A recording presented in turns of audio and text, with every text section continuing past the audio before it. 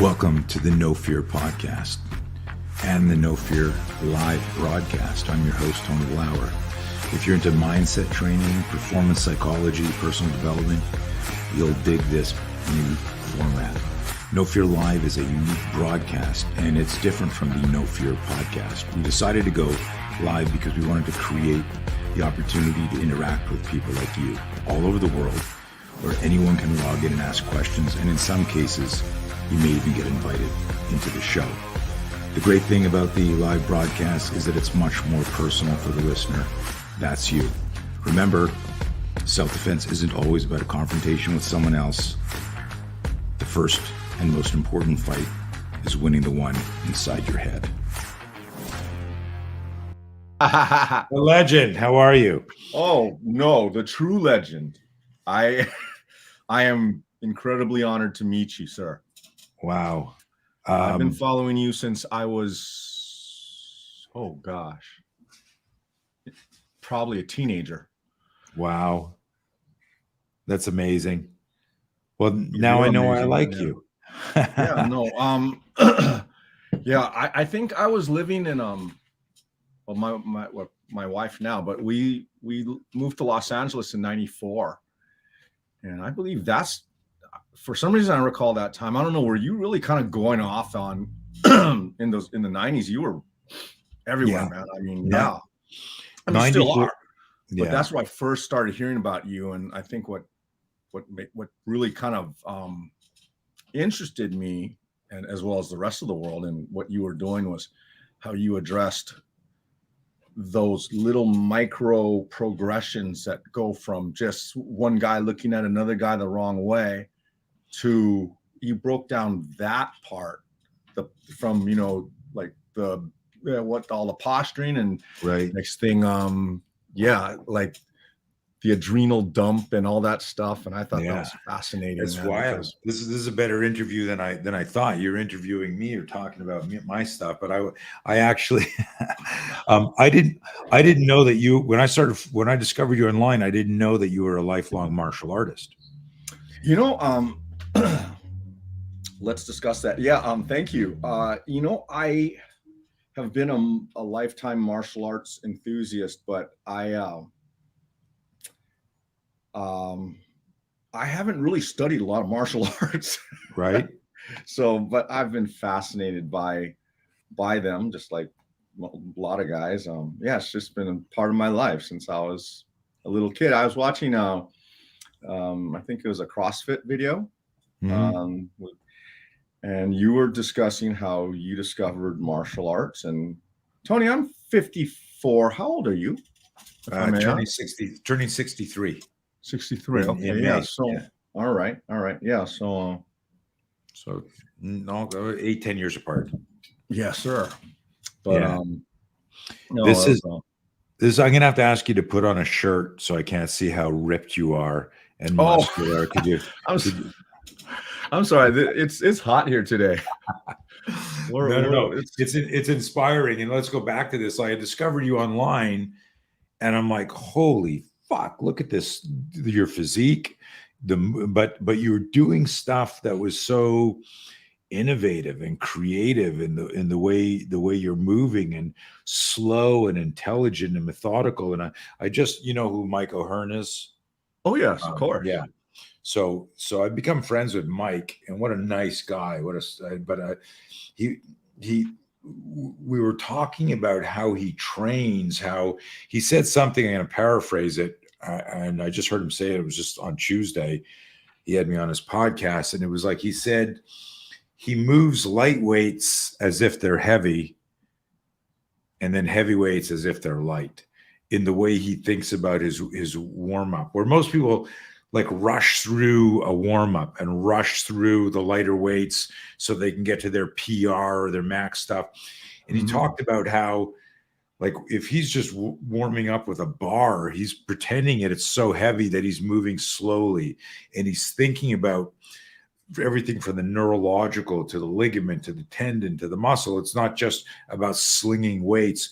And I thought that was so deep. But I see that in you, in the way you like, even though and I love the way you write. You're really a master of your craft, man. I mean, it's Thank amazing you. what you've done. But I want you to talk a little bit about.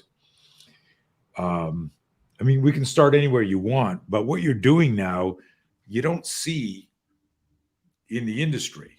Like very innovative, slow, intelligent. We can tell you're going to be explosive.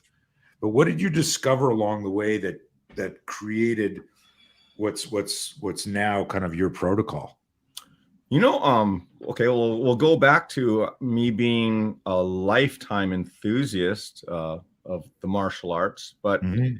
um, not a lot of formal training. I've worked with various individuals and just worked out myself and, a lot of garage stuff, but I'm not an accomplished martial artist in any discipline or form. But what I, and it's not like I don't care, but a lot of what I do with my exercise, my weightlifting is when I've rolled in jujitsu. I used to work out at the Eno Santo Academy. Where were they, off of Lincoln back in the day? In But Torrance, the old one. Torrance. Oh no, I think. Gee, did they move to Torrance? They had a gym by the airport back when I was there, but maybe they moved it to Torrance. I know that Gracie was in Torrance, right? Yeah, Was in yeah. I mean, right. I went and visited Dan in 1980 at a location there where Uh-huh. I moved to LA to help build the World of Bruce Lee Museum, and Oh, okay. that was a crazy thing having uh, Bruce's mother and Linda Lee and all the magazines there when we launched, and we did demos. It was crazy. I haven't thought about that in decades, but yeah. Yeah. So when so I get beaten a lot when I go to these places because I haven't put in the time. I Right. got a base that can keep me all right, but I always end up getting my ass handed to me, and which is I'm always extremely grateful to every individual that does that. It's because I learn actually more about myself and a lot of the motivation for what I do with the weights comes from for my deficiencies on the mat or in the ring. And I just try to develop exercises that'll strengthen and develop some of these attributes. Like I've noticed when I've wrestled and everybody else, there's a lot of split stances and lunges and things like that. And there's this one thing I do, what's called an orbit lunge with a kettlebell, where I'll spin it around my head and drop it off to one side as I Mm, step back into a lunge, and then I'll cycle that over to the other side. And those drills I found really helped me both. Like I like lunge patterns because they simulate a shoot for the legs, right. or a sprawl. Right. And yeah, and yeah, every time I've had somebody shoot for my legs and I've had to sprawl, usually these people always in some way had a hold of one side of me and were trying to tip me or put me into an asymmetrical base, which then I would have to kind of, so I try to simulate those conditions by building them into some of the exercises that I end up doing. So Wow.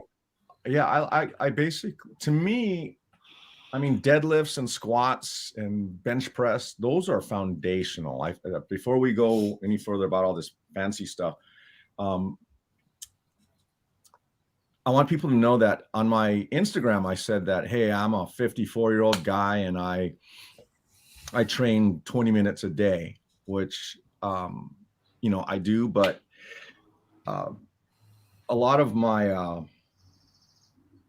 I guess a lot of the motivation that I get going forward comes from just wanting to develop the attribute. Also, as I'm getting older, things like balance, um, those are important. So, Sure. going back to the foundational stuff, 20 minutes a day is what I do now, but it's sort of like I'm living off my interest because I did what everybody else, what Mike O'Hearn, everybody else, and I still continue to this day to practice the foundational lifts, the deadlift, the squat, some bench press.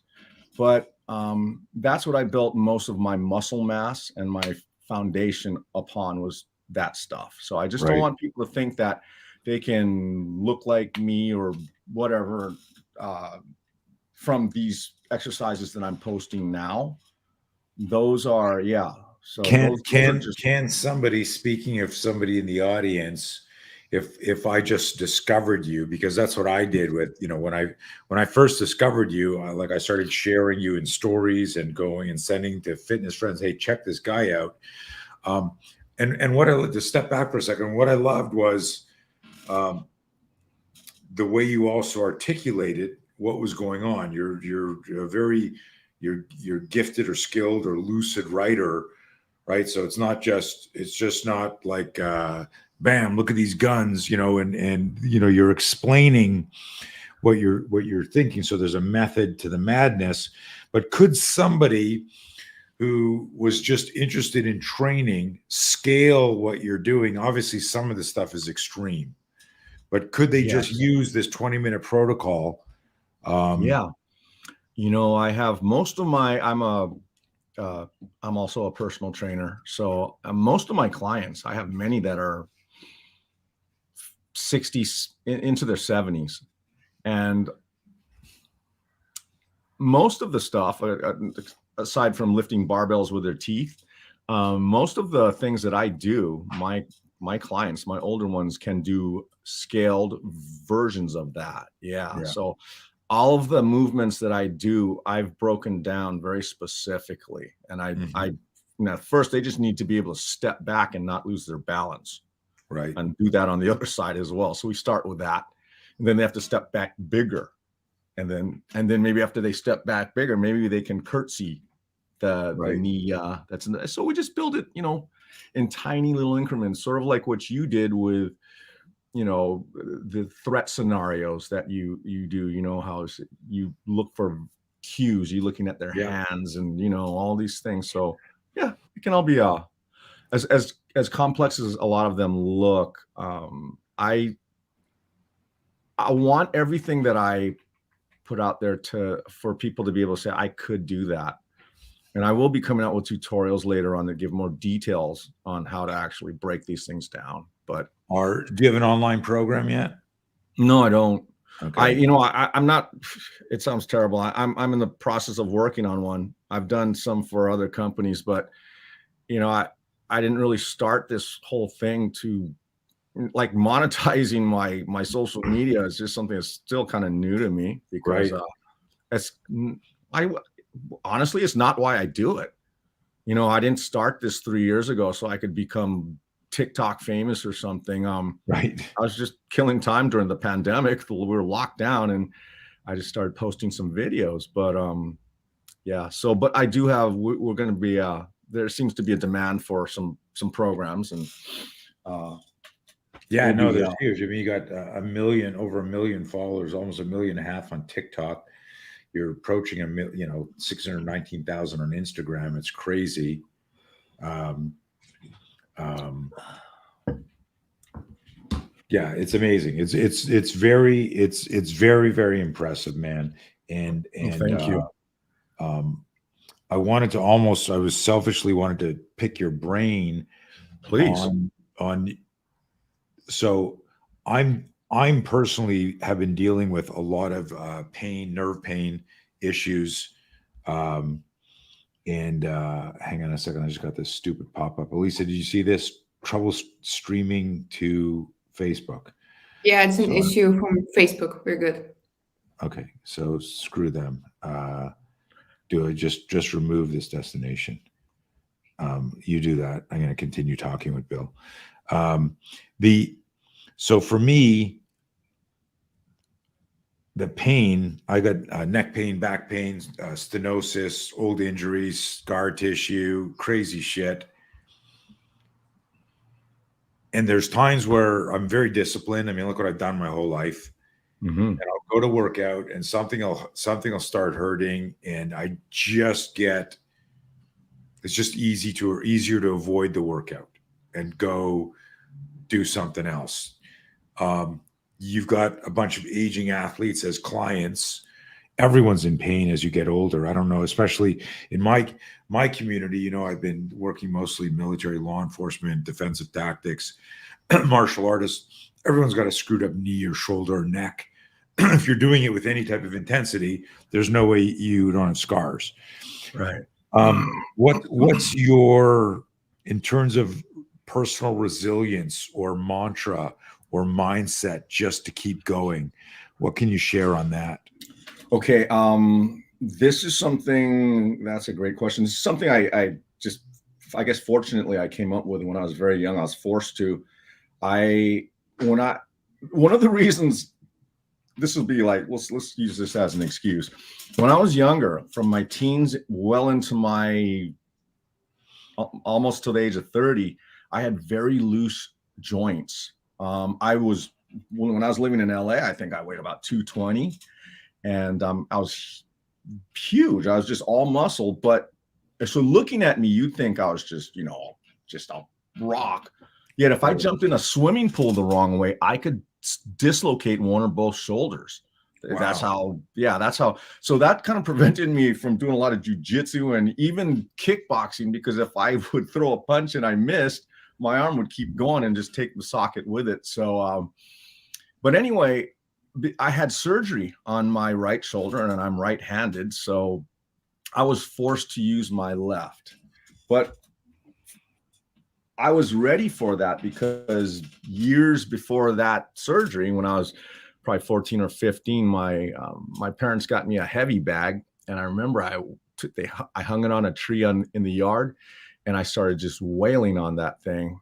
And my brother came out, my older brother, and he was kind of watching me. He's all, so why don't you punch that thing with your other arm? Because I was only hitting it with my right. And I was like, huh. And I don't know, felt good with it. So I tried the left, and I was shocked at how terrible the left was. And then I would start boxing and sparring with people at school. And these guys had more training than I did. They took karate and all kind of stuff. And I found that though I could beat them if I was an ambidextrous fighter. Okay.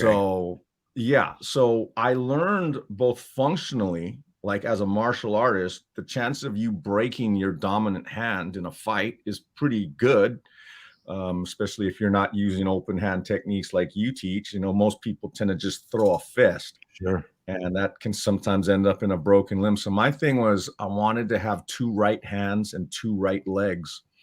And that serendipitously turned into a concept that is not new or unique to me. There's plenty of guys that have talked about this, but I experienced it at a young age, and I've been doing this ever since. And I believe I have wear and tear and some busted things on me too, Tony. But if you look at your arms and your legs as roads into a city, so your arms and your legs are roads through which the gravity of this. So your arms and legs would be roads that the gravity of this planet enters your system on. So if a lot of times people are extremely one side dominant. They reach for everything, they grab, they even if you're going up a flight of stairs or stepping up on a curb, if you're right hand dominant, it's very likely you're stepping up everywhere in the world with that right leg first.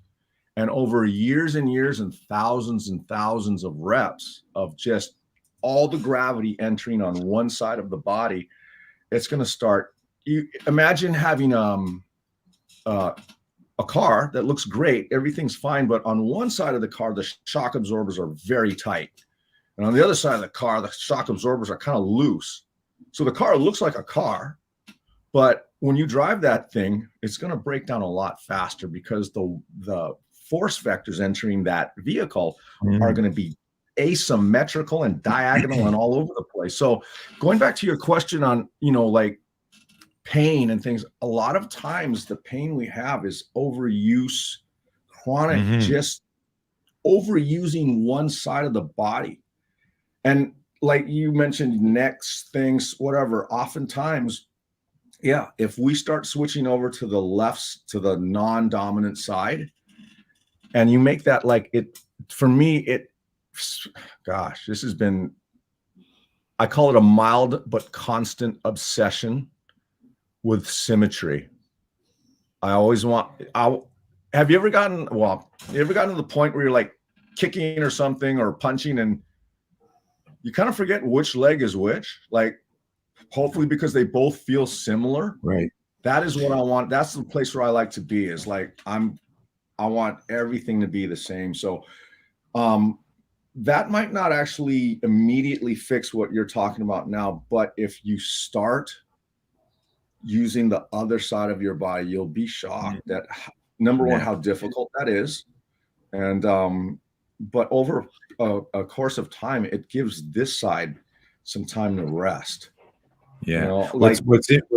I'm sorry. No, I was gonna say I'm smiling on the inside because I've always, from day one, I'm completely ambidextrous as a fighter.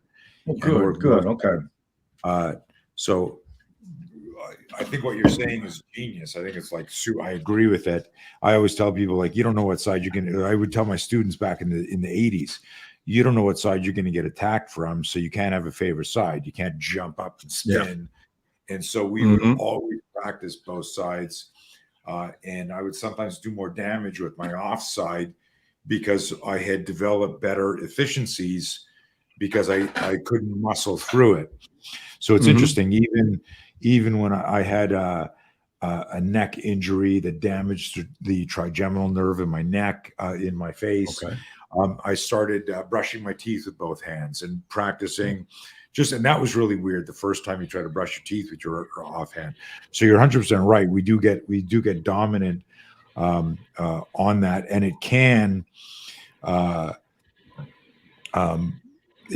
create wicked imbalances in your body, for sure. That creates, going back to your car analogy, I think I've had some injuries that have forced me, I think where I screwed up, had you been coaching me decades ago, is all my demos, when I would do really hard cold demos, because the big thing with the spear system was, I would say, like, in a real violent encounter, you don't have a chance to warm up. Exactly. So I would do a lot of my experimentation and developing my system completely cold. I wouldn't warm up. So I'd say to people, okay, we're going to do this, like, go. And so I knew that my dominant side was safer for me in that type of experiment. I think I did my 10,000 miles right side forward, created internal rotations and injuries and on there and stuff in my neck, that now my body, and even though if I demo it, you can't tell which is my good side or my not, my other side. And I like what you said. I want two right hands. Like I go, my weak side is my left hand, but if my left hand is better than most people's right hands, there you go. Build That's it up.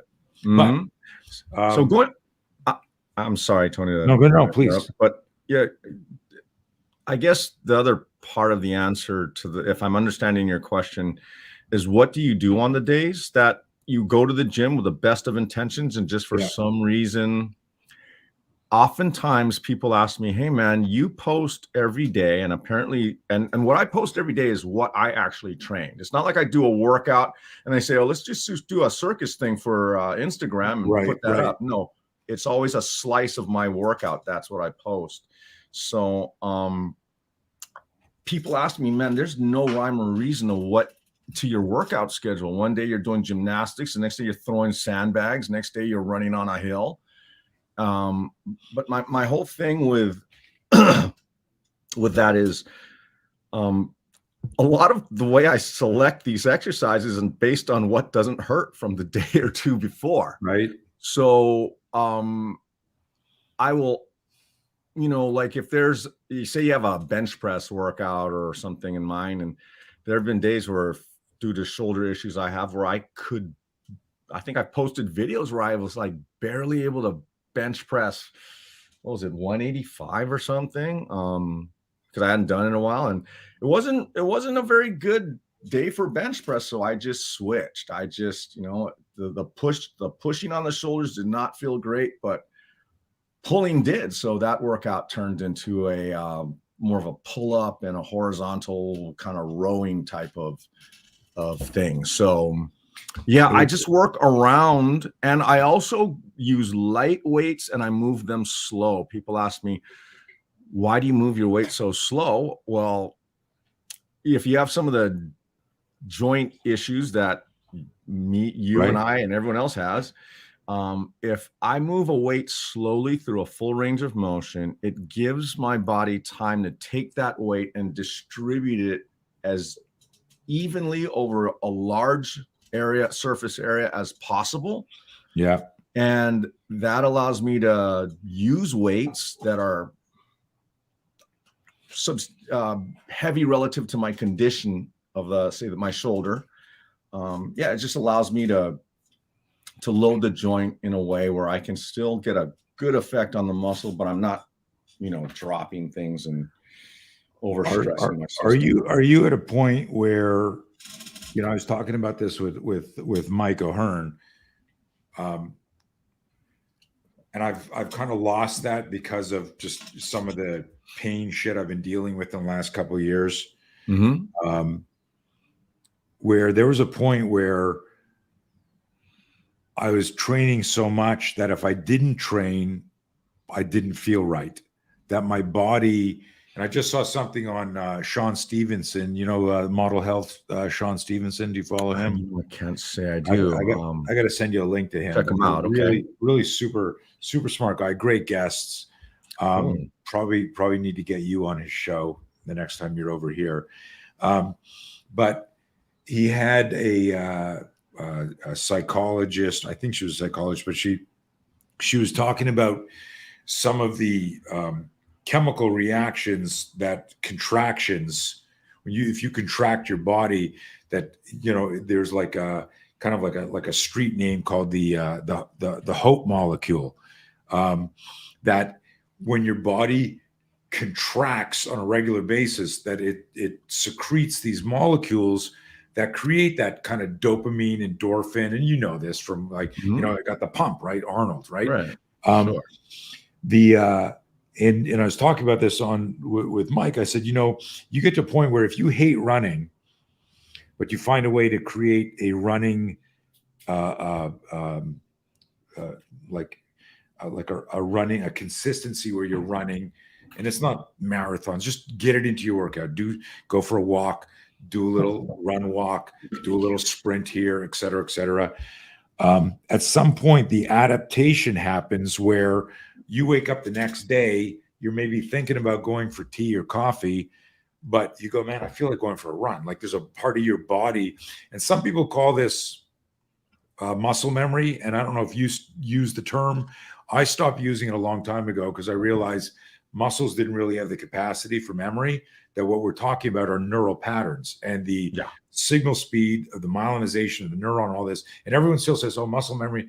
I go, it's not really muscle memory, but what are your thoughts on that? And also this idea of like, you get to a point where there's like an internal momentum where in the same way we need to eat, in the same way we need to sleep, that you get to a point where if you're consistent and you show up every day, your body then goes, oh, by the way, we need to sleep, we need to eat, we need to go to the bathroom, and by the way, we need to rest, we also need to work out. Yeah, well, okay. I've tried, well, let's just go back 3 years ago when I started this whole social media thing. I started on YouTube. Everyone was locked down, and I started posting workouts for my clients on YouTube, just my own personal 10-minute, poor camera quality. Everything was just bad, but I was posting them daily, and those started to take off. That's what started this whole thing, is those videos started to take off on YouTube. Right.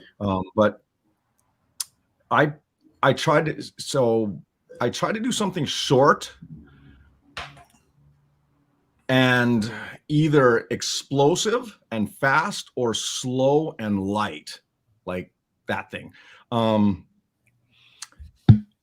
And the reason why I do this is not so I can build muscle or so I had 6-pack abs, or the reason why I work out every day is your body, or at least I've always felt like we're designed as animals to go out and get stuff every day. Yeah. That's why I'm not a big fan of every other day workouts, because my workouts are not about muscle or looking good at the beach or whatever. My thing is just basically taking this natural instinct to go out and get things and expressing that every day, because I believe people are built for work. Yeah. They always have been, always will be. It's just nobody looks at it that way. But we're given a budget of energy when we sleep at night that the body expects to be expended or used the next day. I believe that is a intrinsic part of the human condition. And I'd go as far as saying that if enough days where that muscle tension and that potential energy is allowed to accumulate, it becomes toxic. And it backs up on you. That, imagine like this genie or something in you that wants to go out and kill shit and bring it back and drag it over rocks. And then, okay, that thing has to be fed daily or it's going to start eating you. And that is why I do what I do. It's so I am a nicer husband and father to my children. So I'm not such a dick when I drive. I'm not a dick when I drive anymore. Hey, look at those. I remember those guys. Look at those look how short. I didn't think you were this short, man. This is, wow. I thought you were way taller. Yeah, no, I don't. It's a camera angle I used. Yeah. So, hey, can I interject something here? Because what you just said is a little bit mind-boggling and blowing. I love it. What I'm hearing, Bill, because I know a lot of people that work out. I know a lot of people that are in great shape. I know, but they don't have like a three-dimensional story around why they do stuff, other than this is what I do, or I want to look like this. And it sounds like some of the metaphors that you've just shared they're deep, and they may not resonate with everyone listening. Like somebody here who's a vegetarian and a pacifist won't like your last metaphor but that's their problem, that they're probably using Androids and not using iPhones too. But I don't know. I'm teasing, of course, everyone listening, but like that really, I got goosebumps. That really resonated with me, because if you have like a story and a mission and what your purpose is, and this, like even just your visual of like your hands and your legs, these are the arteries, the driving into the city, the universe that is you. It's like, wow, I never thought about it that way. The car metaphor in this last one of I don't know if you notice this. I think you do, because it's your philosophy. But this, just even the nuance of when you sleep, you're given this energy that you must expend the next day. And yes. And I suppose it could be, if you're a creative, you're investing in that. But I think even if you're a creative, meaning like you're working with your hands or artistic, we still need to move. If we don't fucking move, like movement is life. And that's really, I think what fascinates me about your story and your vision and all that. But anyways, I had to share that because it was graphic in my mind. Oh, thank you, Tony. Yeah. With all this stuff, it's, my motivations, because to be honest, if I stopped, like right now, I'm going on a week of doing nothing. I posted a video, I think yesterday, explaining to people that it was a 3-year anniversary of my social media.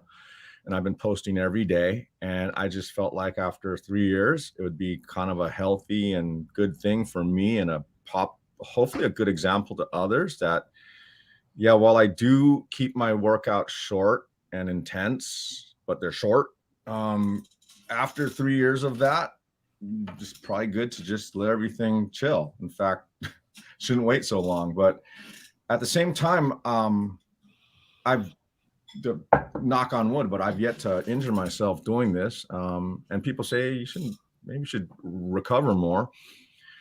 There might be something to that, but at the same time, my workouts, they are pretty short. So things are okay.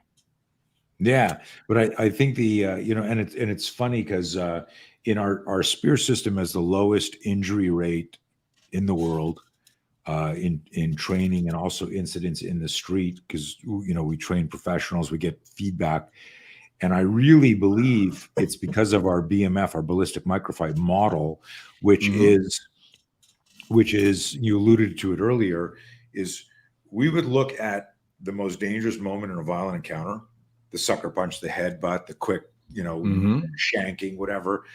And then we would actually start with that like image of like this is here, and then work it backwards into and break down every pre-contact cue and look at the emotional psychological relationship to that, but also what were the auditory, the visual, and the tactile pre-contact cues and stuff, and microscopically, almost surgically analyze that, right?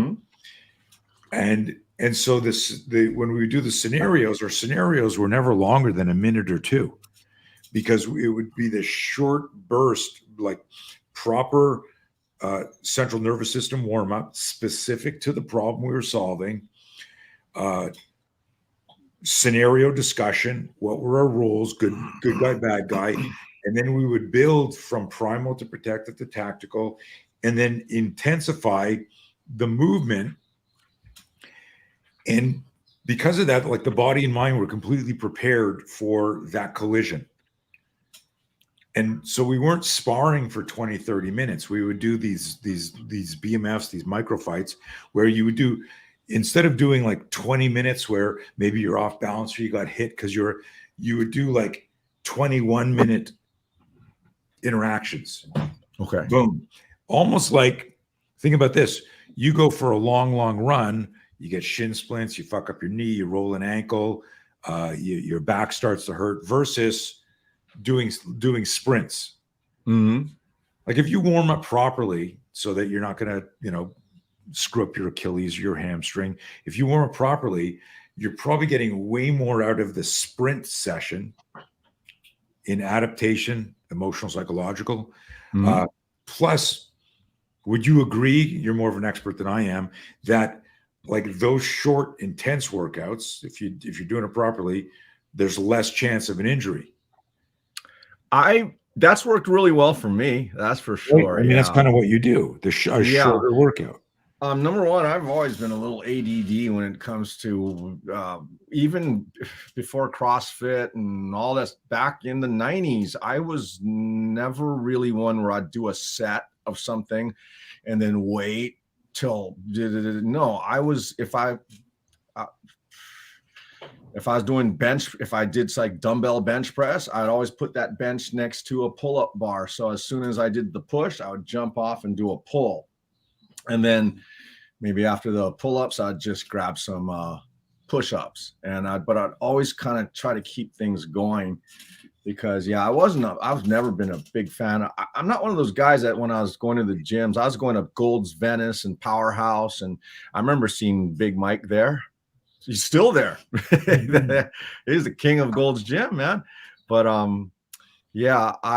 kept my things short, and because it's to me, I could really focus hard, because my ability to focus is kind of short. So if I match that up with a kind of a short workout, something I'm really interested in doing, but I know that in 15, 20 minutes, I'm done. Nice. So we have a term in our system called off balance on purpose. We train everything off balance because we observe and acknowledge and therefore integrate that in a real confrontation, you're off balance emotionally, psychologically first, and then physically you're off balance, and you've got to be able to fight off balance. It's not like, hey, we're going to spar, we tap gloves and we go, oh, let's just box or let's kickbox or let's grapple. And then you start in positions. And I notice a lot of your movement, and you sort of explained it, not sort of, you did explain it earlier, that there was a strong influence in your combat sports positions, the lunges, moving forward, stepping backwards, or lateral movement, whatever. But some of this is more of an observation than a question. Like some of the stuff you do, you really play with off balance on purpose, like doing things where you're really challenging balance beyond what, like someone looks at, when you're 60 or me 60, the doctor will go, let me check your grip and let me stand on one leg, and they're looking at those metrics as far as longevity and shit like that. They're going, hey, grip strength and balance are important. But you've taken, like, I've never seen anybody challenge that balance and strength like that. How do you come up with like some of these? Yeah, I mean, some of them are sure. They're way beyond like, oh, I'm going to put a lunge here with the kettlebell. They're way beyond. Well, that. Some of the stuff is nuts. I recently, I think I posted a video where I'm using a cable machine and I'm doing a one-arm chest fly. Right. And I wanted to kind of bring that movement to people's attention. Like, I just presented it as an obliques exercise, something for their rotational core, and just a good way of taking something that everyone knows how to do and just get rid of one side. And next thing, it's a totally different exercise once you get rid of that second handle. But for me, my personal impetus for that type of an exercise was throwing hooks, the big punch. Nice. Yeah. And also, nobody wants to throw these big looping haymakers, but every now and then it happens. And another thing is getting arm barred. And let's see, there's that. Yeah. And this is a related one. This is one, like, this is a exercise I warm up all my clients with. I warm them up. Every single one of them, even the 70-year-olds, they do this exercise first thing when they walk in my gym, because I want them to, even whether they're martial arts or not, I want them to be able to, from a split stance at a full lever of the arm, have a twisting force applied to them and still be able to hold that base and then bring it back. So yeah, a lot of the movements are, like I said, where I've come up short. I'm always getting arm barred. I'm always getting neck cranked and choked. That's why I obsess over neck stuff a lot, because some other people ask, hey man, you know what? There's so many people that know martial arts now. I mean, because back when you and I were growing up, I mean, what was it, like kung fu and karate and taekwondo? And like the amount of people that knew that were so small that back in our day, if you got into a beef out on the street with some other guy, chances are that guy was not going to be very skilled at, and probably neither were either party. But now, I mean, high school kids have a level of jujitsu on them that's just, so oftentimes, I'm sorry. No, I got to interrupt here, just on this thing here. Just insane. But I was looking at the music here, Rush, Tom Sawyer, and I wanted to interject your music selection. Hey, if this fitness thing doesn't work out for you, you can be a DJ, man. Your music selection, and it's also, I knew like we were in the same generation, because like sometimes just listening to your shit, just having the music, I'm like, okay, I got to put that on my playlist. I forgot about that song. So well, thank you, Tony. No, that means a lot to me, because it's kind of that's that one arm fly. Okay, so about the music, it's kind of my dad was kind of, and my wife laughs about it too. But when I was in high school, all I was doing, I was lifting weights, going to garage gyms and fighting with my buddies. and smoking weed and listening to classic rock and roll. And Yeah. we did that for years and years and years. And my mom used to say, man, what are you going to do? Just hanging out, smoking weed and and not doing anything with your life. And I'm like, all right. So, and then now fast forward 3 decades later, I realized that I was doing research for the music scores that I was going to put on my on my videos. So thank you. I'm glad you enjoy it, because They're that's one of the amazing, yeah. funnest parts for me, is if all I could do is just take a little video clip and match a song to it. But I found that Right. was selfish, because it was showing people something, but it wasn't giving them a context for it. So now I'm taking a little more time when I can to write a description that I hope allows them to see the application of what I'm doing on the video, how it applies to them. Nice. So Do you when you're doing the music, just completely different pivot here. When you're doing the music, is it the music that you might have been working out to during that set, or do you do the music after? Right. Yeah. Oftentimes, if sometimes I have these, but they might not be on, or I actually listen to this weird new agey music that doesn't have lyrics. Yeah. And so there's not a lot of undertone. There's not a lot. It doesn't. It gives me something to focus on. Kind of gives me a good push. But the music that I put on my videos, it's rare that I'm actually listening to that song. Yeah. So nice.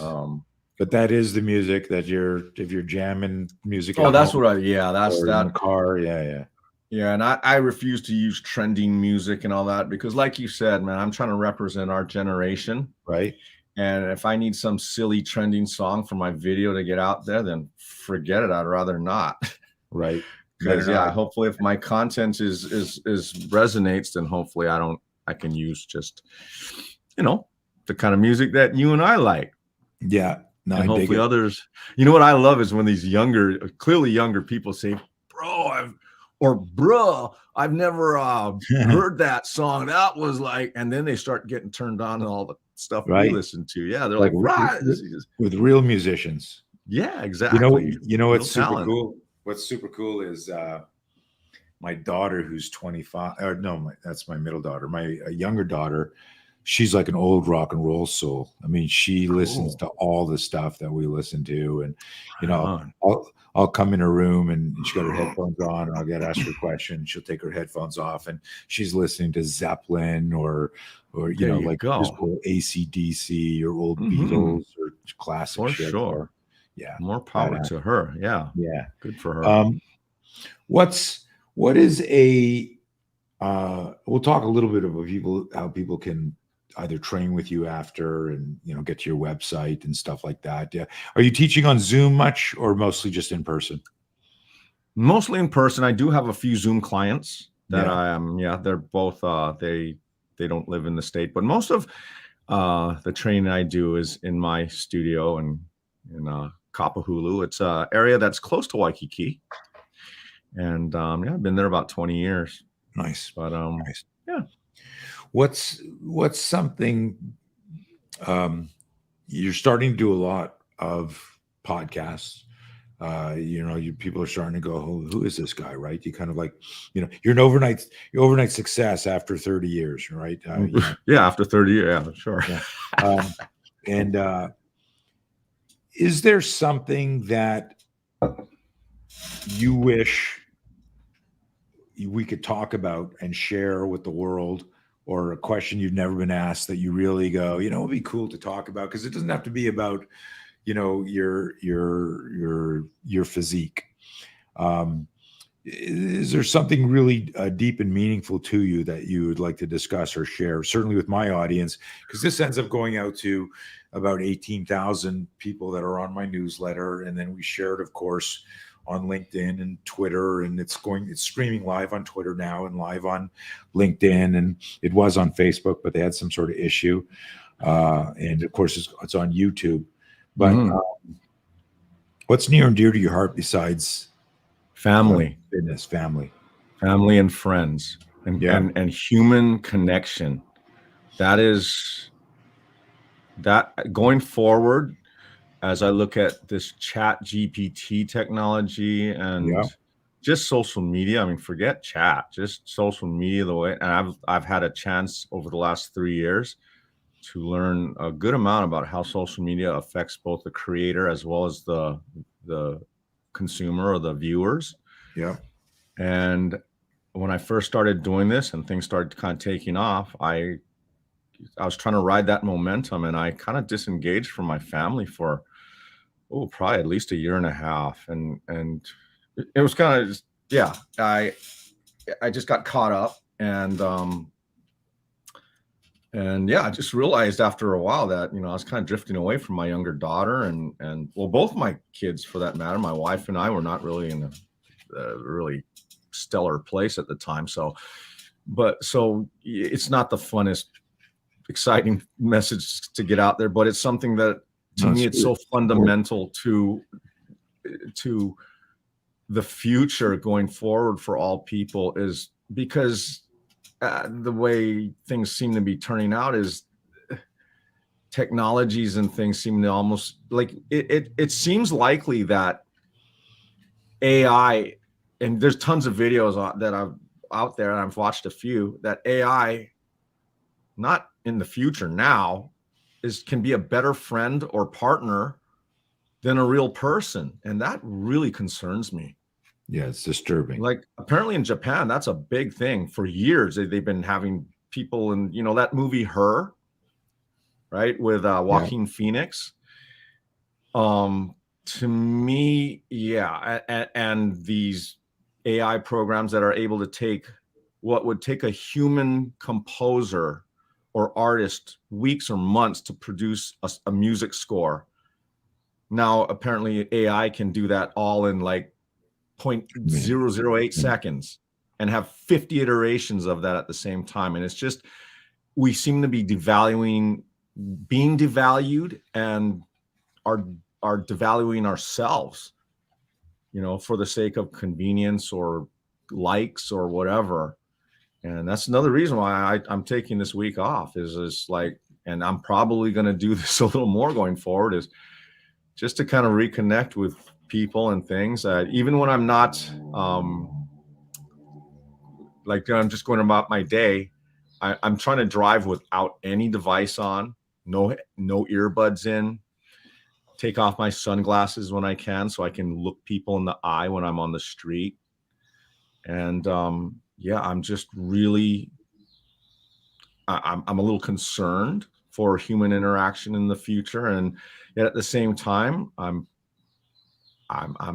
optimistic that people can step up. But it's a big issue for me, is just people being kind and good to each other and respecting each other for what they are. So that's kind of my thing right now. It's it's also a holistic or metaphysical connection to everything you talked about from the get-go of this conversation, is that this is us, right? Our mind, body, spirit. And you got to take care of the vessel. You got to take care of we could look at the science that your chances of living a healthier, longer life are optimized when you are eating a lot of protein and building muscle. And there's a ton of research around that. And so your message about interaction and tribe and connectivity is huge, because in isolation, there's also a lot of research that affects us, from anxiety to emotional, psychological factors. And you mentioned the artificial intelligence. I would like to throw in there, without getting my show canceled, just this globalist mentality of, like George Orwell would be spinning in his grave now, watching what's going on with censorship, with the direction of the world, where everything from family unit to being able to speak your mind and talk is just being fucking ramrodded and directed in another way that completely opposes what you're talking about, of connecting with each other and respecting each other and learning how to communicate and interact. So I think that that's a huge message and an important message, and I'm glad to hear you share that, and hopefully people Yeah, internalize. and and for what it's worth, just about every day, Hawaii is a small place, so just about every day when I go to the market or somewhere, just walking on the street, people will call out to me or they'll recognize me, and or I can see people keep looking at me and they're thinking that's that guy, and I know, like, my wife and daughters now, they can kind of tell when people recognize me because they'll look, and then next thing their phones start coming out and they start talking. They keep. What I want people to know is that I'm a really nice guy. I might look a certain way in my videos because I'm really trying not to fall down or break my knee with Right. my kettlebell, but I'm not pissed off and angry, and I'm not some samurai warlord that, I'm just a normal guy. So if you want to come say hi, please. I'd love to meet anybody.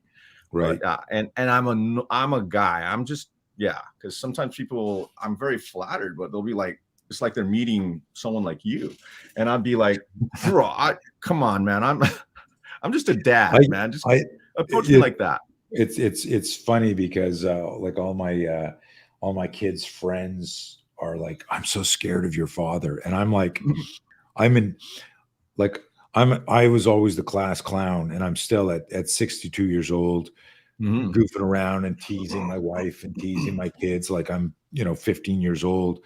um, and I'm very much like you, man, but there's an intensity that people see in what when we're talking or teaching or coaching, and they relate to that. And I think if you approach anyone and just respect them as another human, and it's okay to be people look up to you, man, and it's like, oh, there's that guy, but every time they see a picture of you, like you've got like you're swinging 100 pounds of weights through your teeth, every muscle is striated, and going, I hope he doesn't use me in one of his videos with his but I get that. But you are, you self-deprecatingly joke that you're not this warrior, but you are in a different way, and I have no doubt that because of how you train and how strong your mind is,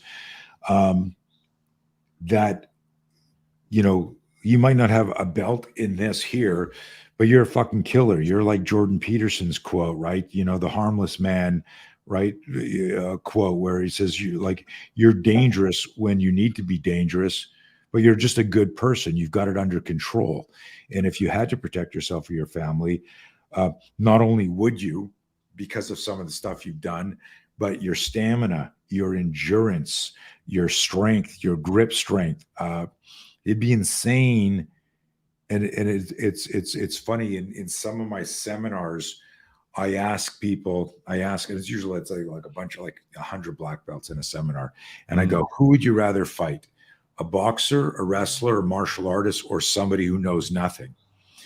Before you answer, because they're ready to answer, before you answer, the fight is to the death, and all four people, the boxer, the wrestler, the black belt in karate, and the person who knows nothing, all four of them have agreed to fight to the death.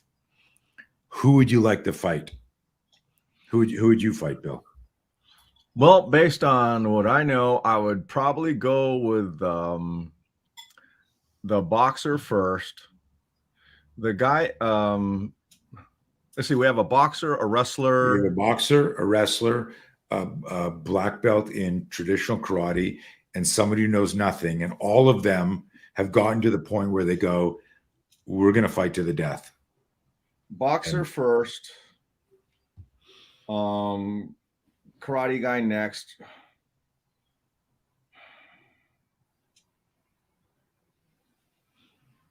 For some reason, I'm thinking that the untrained guy, that could actually be, well, it depends on what kind of guy, but I'd probably put the untrained guy as last. Meaning the worst, the last person you'd want to fight would be the untrained guy. In other words, he's the most dangerous of all four. In terms of Yeah, especially if, you know, we have a systematized method of jujitsu or something, and then we have some freak who just Right. do you So remember seeing Hickson Gracie fight Zulu?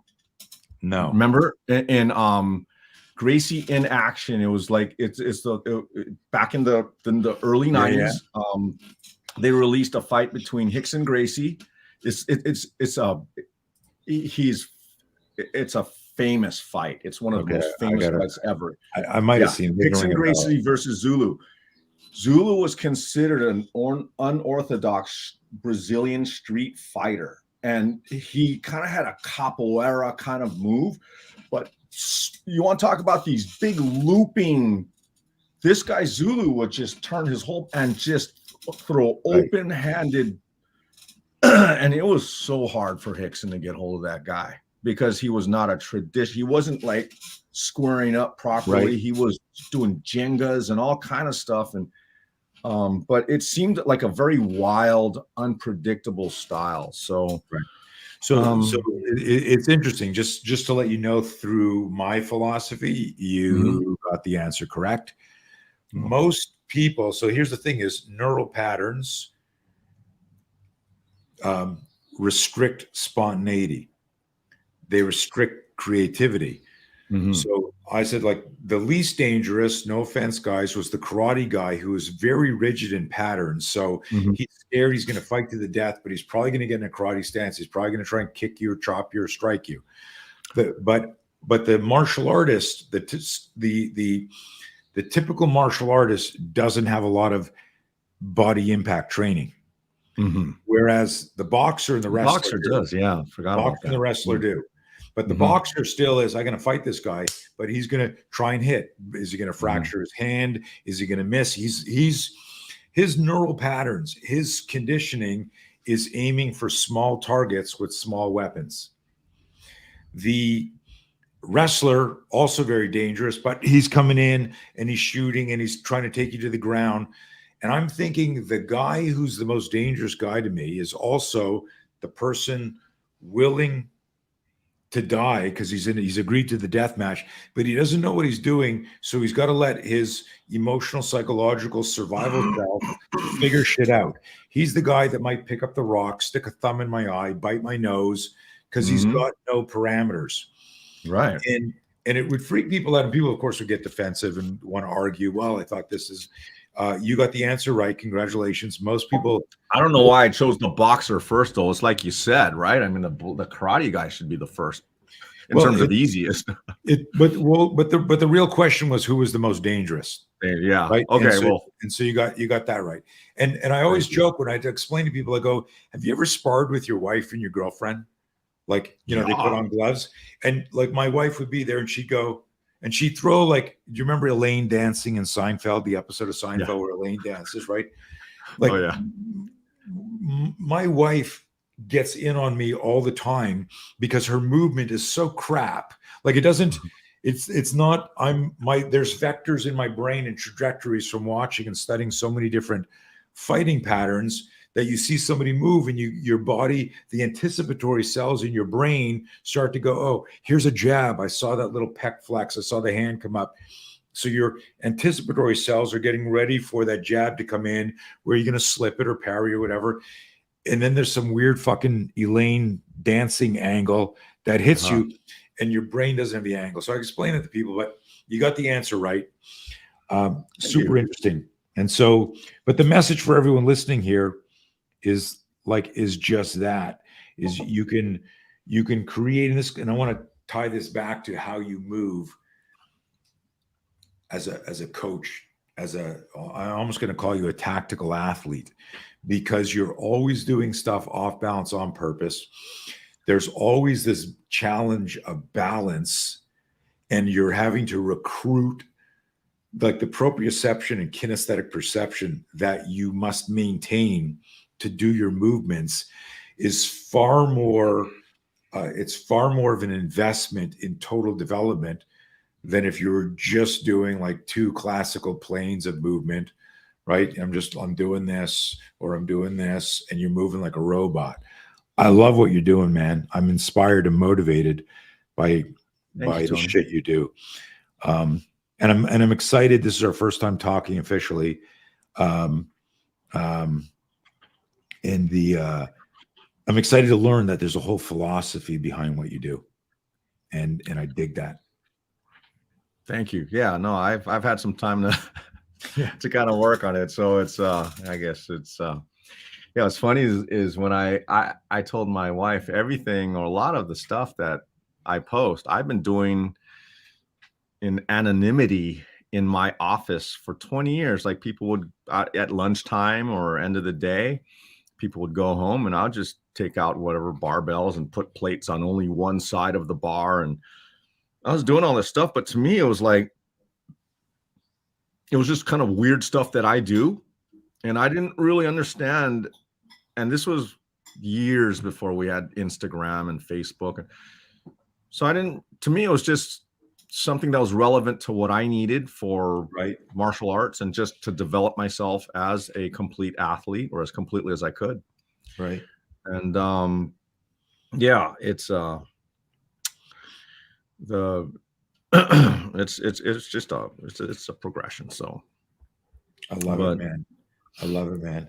Elisa, let's pop up the website and the social media. So people watching this, Fit Pro Hawaii, and of course, Tony, you know, my website, it's pretty much like I said, something I tell everybody is I'm a really low tech guy. I don't really like this social media thing is wow, it was kind of new I'm still learning about it.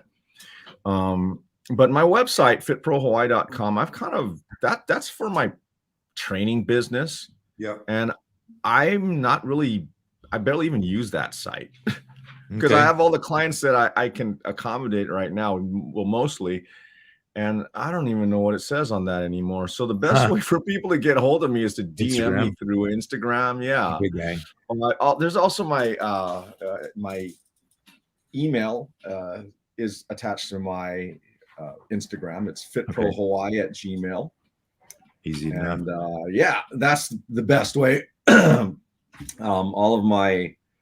of the things I do through social media is mostly done through Instagram. So yeah, and you're also very responsive when you can. You answer a lot of someone asks a respectful or interesting question, you're always on there. So that's right. Great to see. Yeah, try. So Bill, it was amazing meeting you. I look forward to meeting you in person one of these days soon. Me too, Tony. Yeah. So you're in California. Yes, sir. Right? I moved. Okay. Yeah, I used to be East Coast, lived in Canada, moved to Virginia Beach for a few years, moved out here in 2010. So I'm in San Diego area, North County, Encinitas, Carlsbad area. All right. How often do you see Big Mike? More and more. You know, we've known each other now almost 2 years. You know, our longest talk was Tuesday morning for about 2 hours on his podcast. Normally we'd see each other at an event through some mutual friends, chit chat. And I didn't know that he was a lifelong martial artist. Oh yeah. And, you know, I just knew him as, you know, the second most famous bodybuilder in the world. Right. No, you know, here's a funny little thing. I don't know if Mike's going to remember this, but I worked with him for a short period of time, excuse me, on a gladiator type show called Battle Dome. Okay. So this was, I believe, after he had finished with Gladiators, and this competing company tried to pick up that Gladiator thing. I don't think the show made it. Clearly it didn't. But right. I had back in the early 90s, who didn't know Mike O'Hearn? Right. Right.